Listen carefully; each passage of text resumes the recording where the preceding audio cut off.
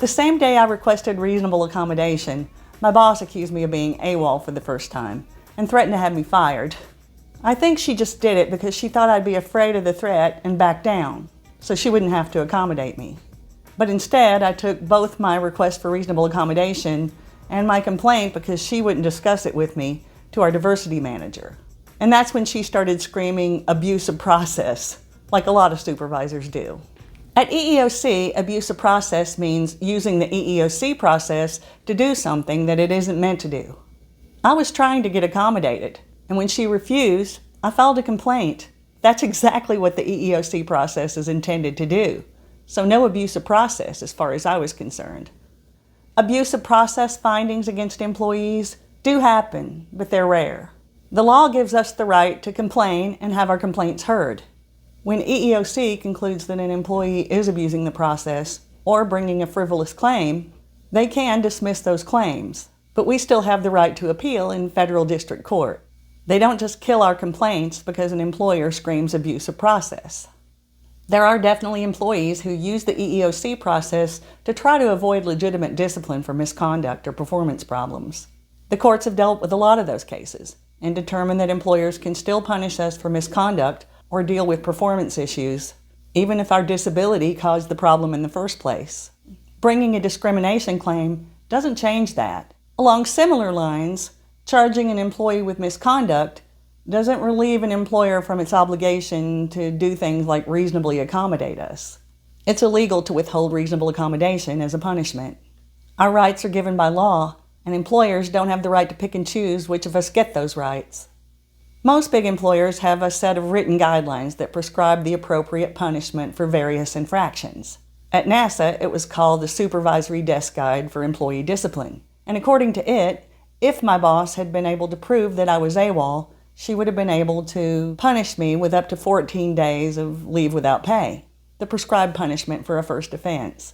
And then she would have had to reasonably accommodate me from that point forward. She didn't want to do that. Instead, she punished me illegally by withholding reasonable accommodation for almost 2 years. NASA officials jumped right on board with her. And I suspect that's where she first heard the term abuse of process, because around that same time, NASA had been able to prevail in a frivolous EEOC complaint brought by another employee. So to give us an idea of what abuse of process might look like at EEOC, I wanted to talk a little bit about what EEOC considered a frivolous claim, Oliveris versus NASA.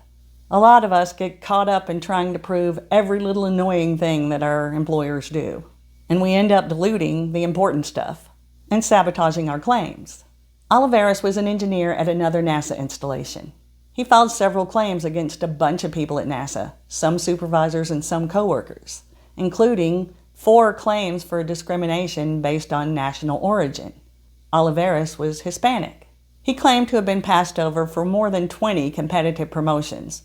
Besides the promotions, Oliveris complained that he wasn't given adequate workspace. He was denied reassignments. He wasn't permitted to keep a particular office that he liked. His performance plans were delayed. He was reprimanded unfairly. He was required to provide weekly status reports. His supervisor refused to meet with him on certain topics. He wasn't nominated for awards. He was blacklisted. His security clearance was taken away. And he had a lot of other claims, like defamation, conspiracy.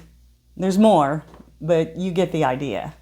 And all of his claims were stated with very little by way of detail and without much evidence.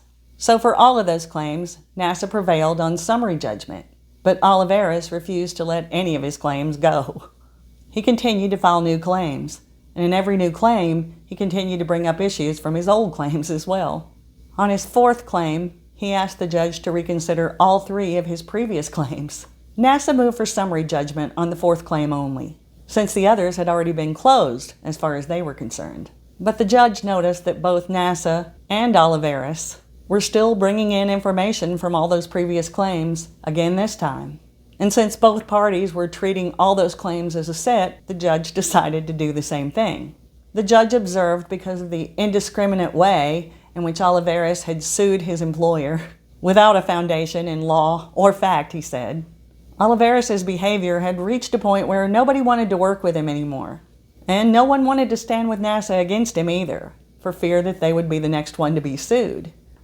And on the basis of all that, he determined that Oliveris' own behavior was a valid, non-discriminatory reason for NASA not to promote him.